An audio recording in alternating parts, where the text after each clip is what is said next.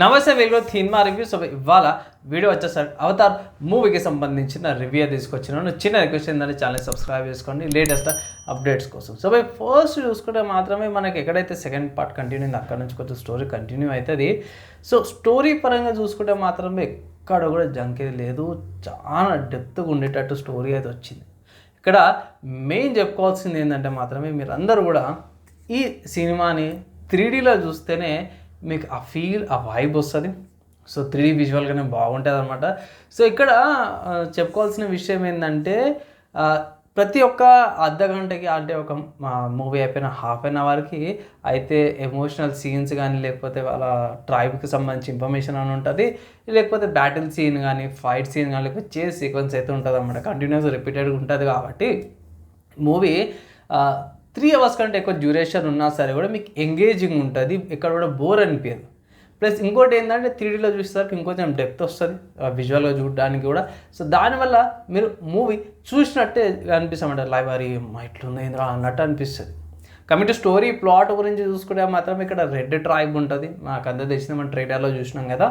ఆ red tribes ఏవైతే ఉన్నాయో మొత్తం రెడ్ కలర్ పెట్టుకుంటారో వాళ్ళకి చీఫ్ ఉంటుంది, ఫీమేల్ చీఫ్ ఎవరైతే ఉంటారో ఆమె ఏమంటారు ఫైర్ చూపిస్తారు కదా, ఫైర్ అన్నట్టు. అది కాకుండా ఇక్కడ కొంచెం డిఫరెంట్గానే ఉంటుంది. అరే అమ్మ ఏంద్రా ఇట్లా వచ్చింది ఏదైనా మీకు స్టార్టింగ్లో ఫస్ట్ 1 అవర్ లోపల మీకు కథ అర్థమైపోతుంది.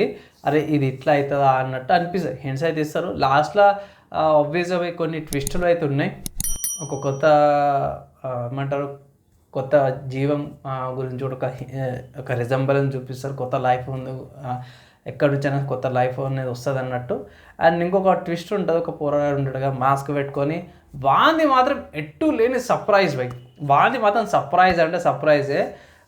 ఇంకొకటి ఆ మిస్టరీ ఏందనేసి అయితే కూడా హింట్ అయితే వస్తుంది, ఇది మిస్టరీ అని. సో ఓవరాల్గా చెప్పుకుంటే మాత్రం మూవీ నేనైతే మాత్రం పక్కా 3Dలోనే చూడండి అనేసి అయితే అంటాను. మంచి బాక్స్ ఆఫీస్ కలెక్షన్స్ అయితే వస్తుంది అనేసి అయితే ఎక్స్పెక్టేషన్స్ అయితే ఉన్నాయి. గ్రాండియర్గానే ఉంది మూవీ. నా ఒపీనియన్లో మూవీ వాచదగ్గ మూవీ, మిస్ కావద్దండి. థియేటర్లోకి వెళ్ళండి అండ్ ఆల్సో థియేటర్లో 3Dలో చూడండి అనేసి అయితే ఒక రికమెండేషన్ అయితే చేస్తాను నేను. సో ఫైనల్గా ఇది నా ఒపీనియన్ అనమాట. రేటింగ్కి వచ్చేసరికి అయితే ఈ మూవీకి సంబంధించింది 3.2 అవుట్ ఆఫ్. సో ఫైనల్గా ఈ మూవీకి సంబంధించిన రేటింగ్ వచ్చేసరికి అయితేనేమో ఈ మూవీకి నేను 3 అవుట్ ఆఫ్ 5 స్టార్స్ రేటింగ్ అయితే ఇస్తున్నాను. అన్నా ఎందుకన్నా తక్కువ ఇచ్చినావు ఏందన్నా అంటే 3 ఆబ్వియస్గా బాగానే ఉంటుంది. రేటింగ్ తక్కువ ఇచ్చిన ఎందుకంటే ఫస్ట్ మోస్ట్ ఏంటంటే మాత్రం డ్యూరేషన్ అక్కడ కొంచెం ల్యాగ్ అన్నట్టు అనిపిస్తుంది. కొన్ని సీక్వెన్సెస్ యాడ్ చేసినా సరే డ్యూరేషన్ అనేది కీ రోల్ ప్లే చేస్తుంది అనమాట. 3 అవర్స్ దాకా కూడా చాలామంది ఒక స్పాట్లో కూర్చోలేరు. సో అదొకటి మైనస్ అనుకోవచ్చు, వన్ ఆఫ్ ద రీజన్స్.